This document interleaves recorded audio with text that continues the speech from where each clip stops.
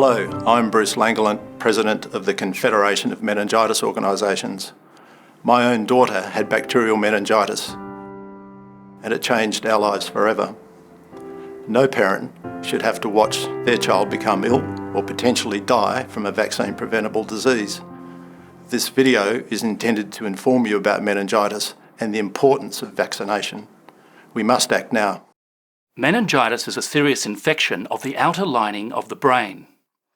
It can be caused by a virus or a bacterium, but the bacterium Neisseria meningitidis is of major concern.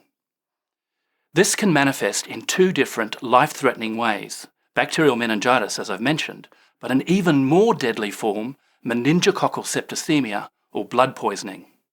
And they put her in intensive care, and she was still talking because she wanted to drink her milk, and she was still laughing a bit and that. So as a sedator, my wife's talking to her, and she said, "I love you all the world, mummy." And then she fell asleep, basically. And I knew it was serious when I would see my sister talking to the doctor that's behind all this commotion that's around me.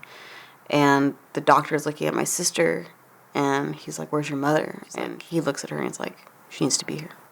To become infected with a meningococcus requires close and prolonged contact with someone else.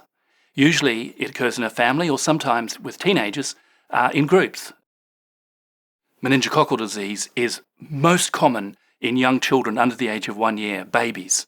And they're the ones whose immune systems are just not ready for this germ. They're immature and unable to cope with this nasty invasive bacterium. This disease occurs really very suddenly. The symptoms are rather very similar to the flu, and that's why it's really very difficult to be able to diagnose this disease very early.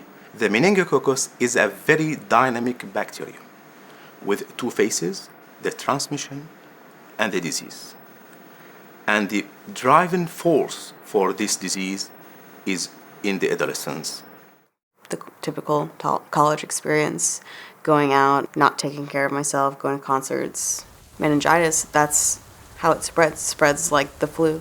Meningococcal disease progresses so rapidly that there's only a few golden hours in which doctors and others can act. And if these are not taken advantage of, patients can arrive at hospital close to death. I do remember waking up from time to time to see my limbs turning from red to purple to black to eventually rotting off my body. The treatment of the meningococcal disease needs to be administered very early. So the best way to prevent, to overcome this disease, is to have a very good immune response.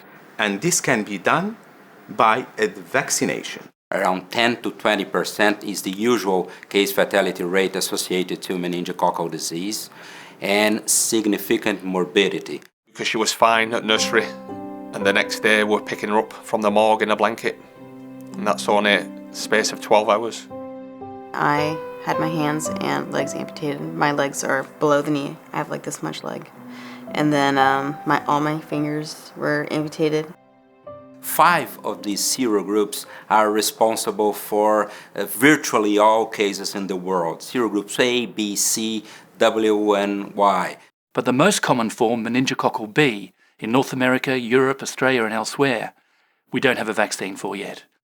There's no known vaccine for the strain that killed my daughter at the minute. That's meningitis B. Probably in a couple of years, we will also have the possibility to prevent not only serogroup ACWY, but also serogroup B disease. There are now several safe and effective vaccines against meningococcal disease. The best thing you can do by your family is to get your children immunised against the widest array of serogroups. This whole disease could have been prevented.